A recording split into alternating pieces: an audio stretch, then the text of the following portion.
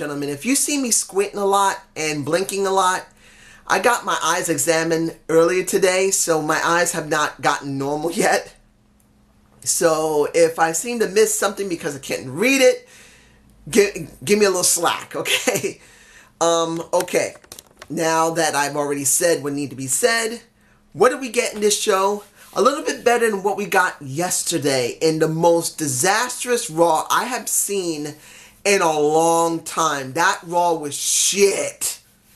And if you think I'm wrong about that, please tell me below what I missed, what I was wrong about, and explain it so I'll understand it and maybe learn from it. Because the only thing I saw roughly, Jeff Jarrett went to the Hall of Fame, which pissed off the Slick Daddy.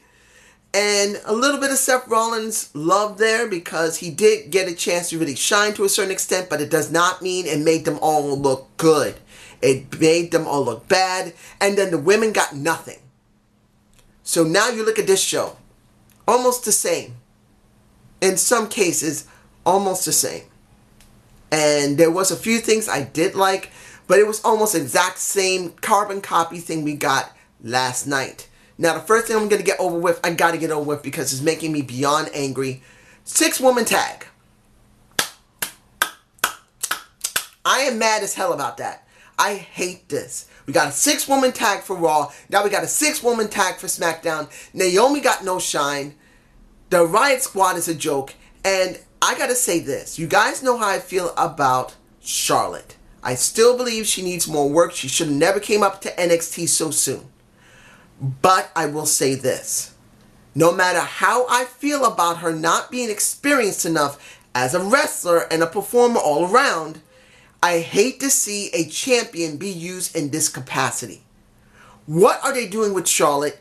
Nothing. It's like they don't know what to do or they're waiting.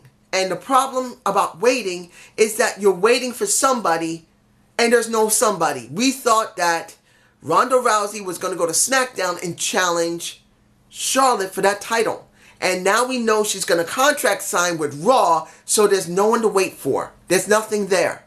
And it's a big freaking joke seeing a Charlotte go up against a Ruby Riott. And I'm not against Ruby Riott. I think she's a great talker, not a bad wrestler.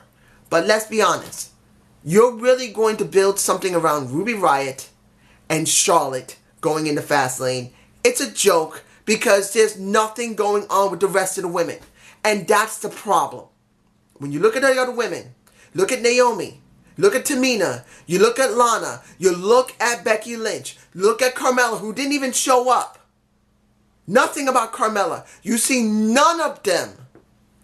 The major issue is that you only focus on just one small feud, do a lot of tag team matches, and it makes it look horrid. You know what this reminds me of?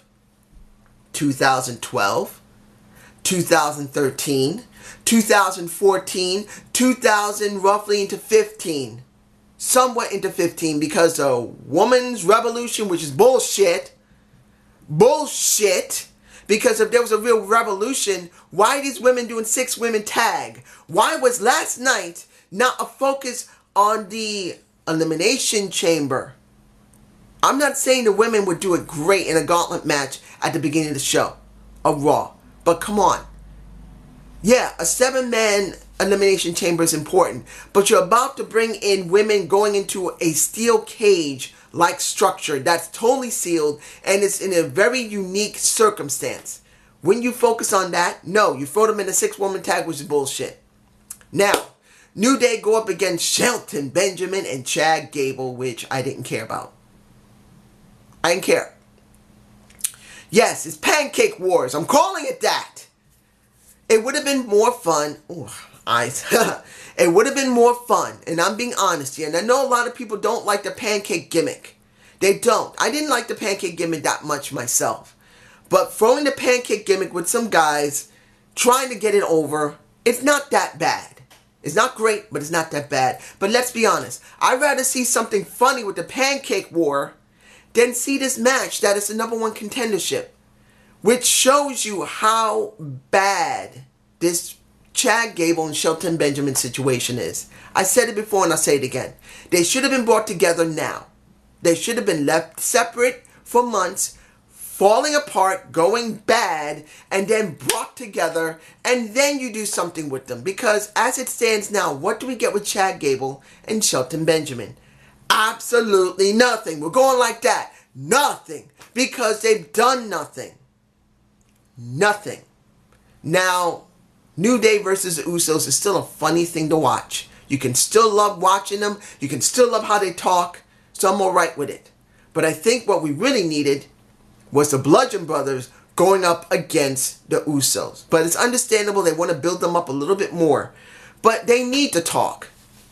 Let's be honest here. Luke Gallows need to talk at least once in a while for both of them. I don't want to see them on a Titantron. I want to see them in the ring after a match which they destroyed those guys. It was a nasty match they did. It was beautiful. And I really believe that Luke Gallows is really getting into hitting Eric Rowan in the face. Because you can hear that he's smacking the shit out of him. But I'd rather see Luke Gallows say something. Say at least one thing that Usos, we are coming. That I want to hear at least once. And they can replay it as many times as they want and continue letting the Bludgeon Brothers destroy everybody. But you got to at least do it once. You got to do it once. Because if you don't, it makes them feel directionless. If I'm pronouncing the word right, of directionless. Anyway, what do we get next? Jinder Mahal trying to piss off Bobby Roode and the... I know people hate Jinder Mahal. I know people still care about Randy Orton. And I know people are not fond of seeing Bobby Roode as a face. Like myself, he needs to be a nasty ass heel. But I will say this. As it stands, it's not... Can't say it's great. I won't say that Jinder Mahal isn't trying to put it over. As much as you guys can't stand the man, remember, everything he's saying is scripted. They don't let them say it off the cuff. So he's trying to remember his lines, which I know he's not very good. He's not an actor. He's not good at it. But all these guys are saying lines that mostly suck. But their personalities can still get it over to a certain extent. It is obvious they're going to do a triple threat at Fastlane. It's going to happen. And probably we're going to get the showing of this next week when since the announcement of Randy Orton going up against Bobby Roode, they're going to do something next week where Bobby Roode and Randy Orton is going to have Jinder Mahal included. It's got to, because it looks like it's going there. If they don't, it kind of makes no sense why Jinder is even doing anything. I'm just saying.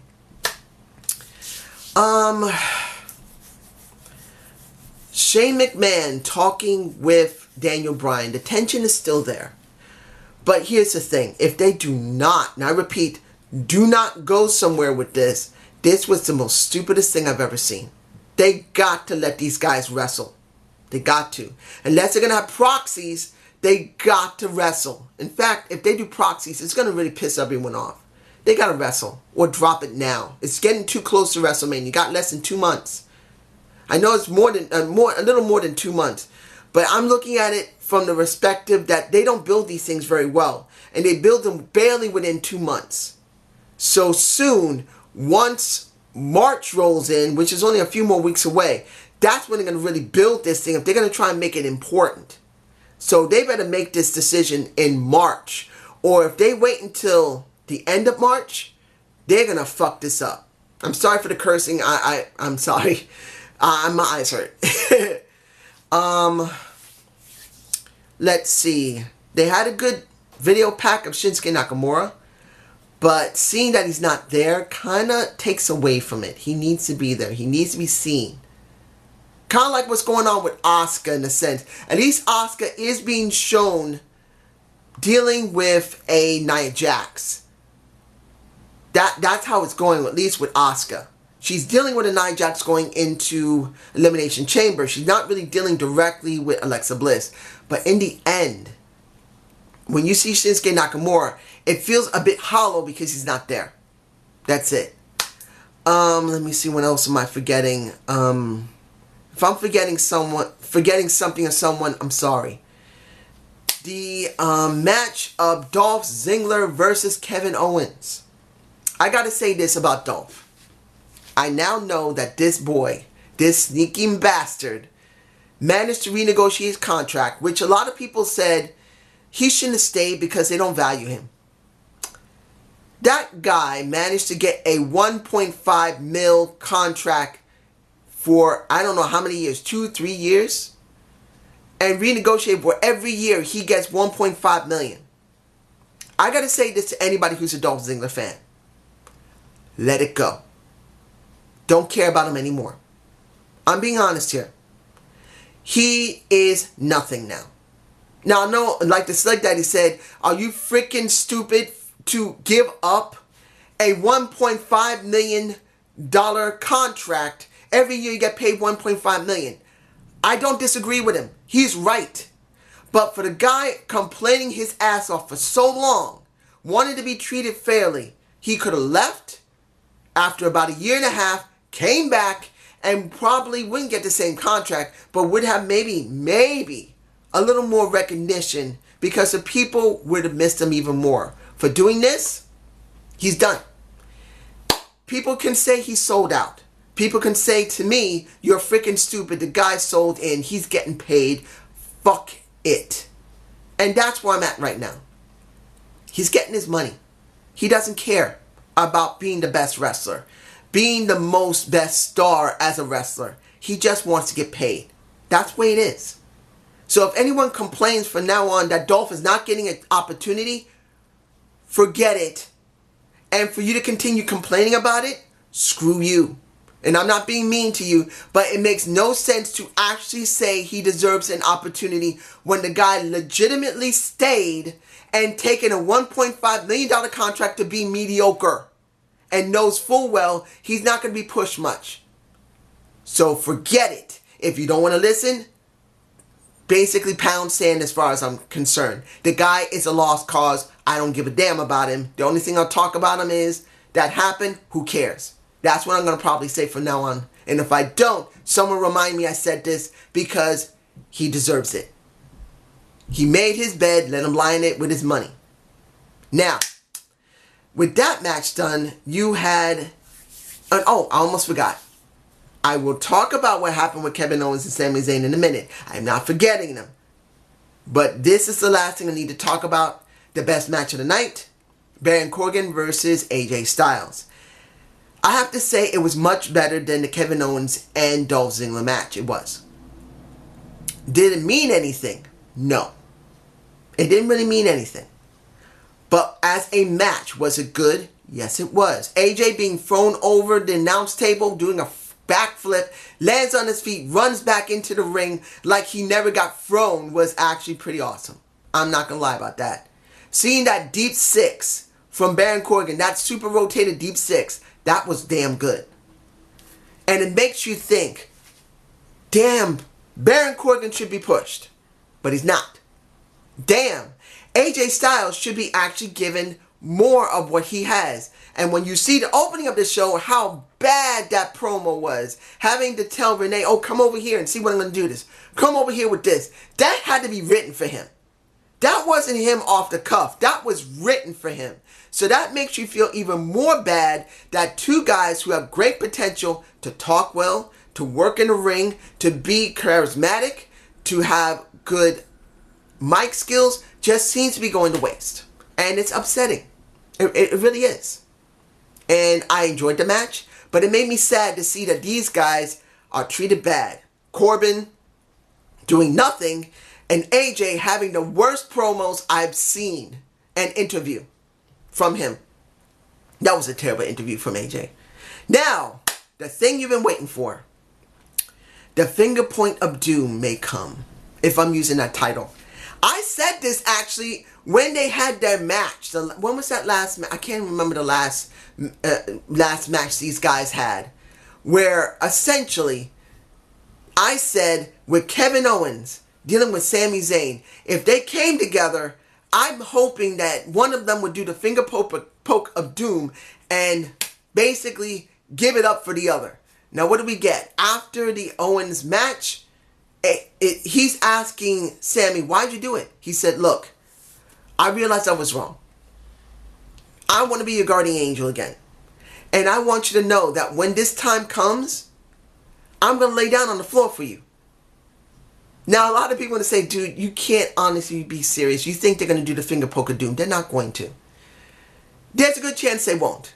But just hearing that as a possibility that they will be stupid enough to do it makes me fascinated that they would be that ridiculously dumb to do the finger poke of doom. But understand, it actually would work with Kevin Owens and Sami Zayn. To stick it to Shane McMahon and to reinforce what we already know that the Daniel Bryan is trying to promote. Fairness. I don't know if this would work at Fastlane. They may not do it. Or they may do it.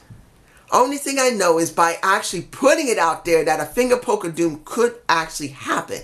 And I hope they do it, not just for Sami to lie down, would be kind of funny and enjoyable. So was this show good? Nope. Was not good. But it gives you a little bit of a question mark, at least with that part with Sami Zayn and Kevin Owens. Would they go to the finger point of doom? Finger poke of doom. And I know a lot of people are going to say, dude, it's stupid. They're never going to go for it. I don't want to see it. Come on. Come on. You can't tell me if they actually do it. You won't think that's the most ridiculous but funniest crap you've ever seen. And it will come from Kevin Owens and Sami Zayn, no one else. So it's a possibility it could get over. But this is just my point of view. Have a good day. Have a good night. Peace.